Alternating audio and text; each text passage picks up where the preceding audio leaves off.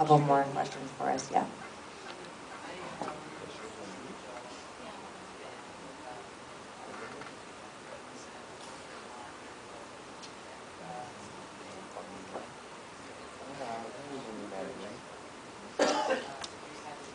I feel so nervous. I'm talking to like the star of the DVD here. I mean, you are the guy in the credits, right?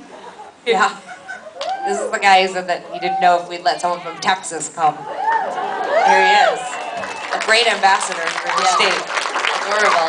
They're going to be a hit all over North America. I know. Watch Ginger? You're a ginger, too. You have no soul.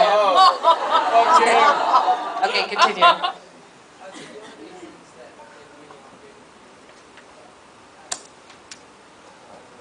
We always say that the Con for us is a big record of like,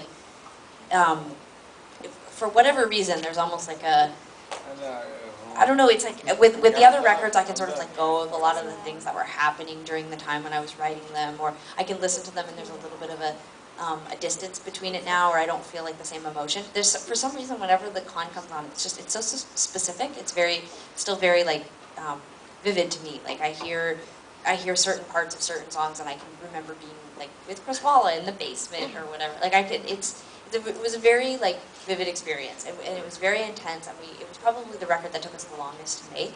And I think in terms of like the actual content of the record, like I think we took a little bit time off to write that record, and my grandmother had passed away, and Tegan and I were both going through pretty crazy transitional periods in terms of where we were living, relationships. It was a really heavy record, and then on top of that, it was a momentum record for us. So we were feeling like things were really actually going well. So there was a tremendous amount of pressure to write something good, but also to do something that was a challenge for us and something that was different. So it was a really big record for us, and sometimes I'll hear it or it'll come on, and that will really bring me back right to that moment. Like it definitely, we were talking about it in the earlier Q&A, but it is a record that we know resonated with our audience really intensely, and in some ways, Sainthood was a relief because it wasn't as intense for us. It was a little bit of a lighter record. We didn't focus as intensely on it. We kind of we wanted to make something that would play live really well, but then but we knew that there wasn't maybe it wasn't going to connect as deeply, and maybe in a weird way that was on purpose because the Con was just like a real bruiser. It's real hard to go out and tour that guy. All right. Yes, up there at the top. Yeah. Hi, I'm Skylar Carnifer from Cleveland, Ohio, and I have 2 questions. Skylar? Yes. Hi, Skylar. Hi. The first is, what is each of your favorite song that the other one wrote? And second, may I please come get my picture with you?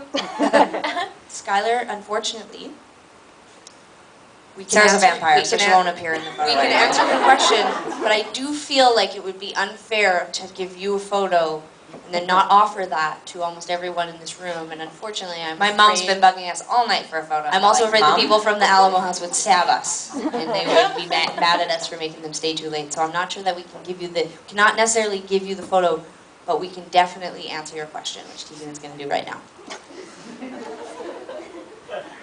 Hey, Skylar. You got to give her the best answer of her life.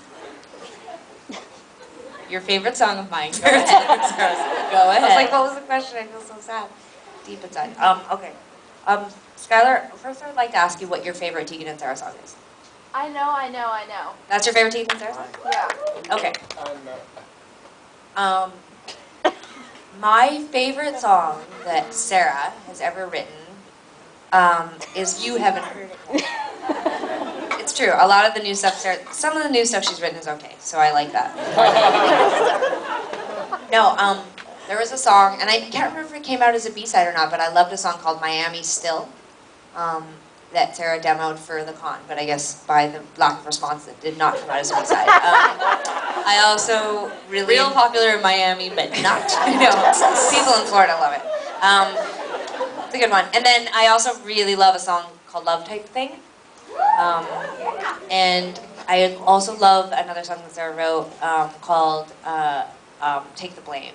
That came out on a record that we put out. I think we get it on iTunes in the States. It's called, or is it I Take All the Blame or Take the Blame?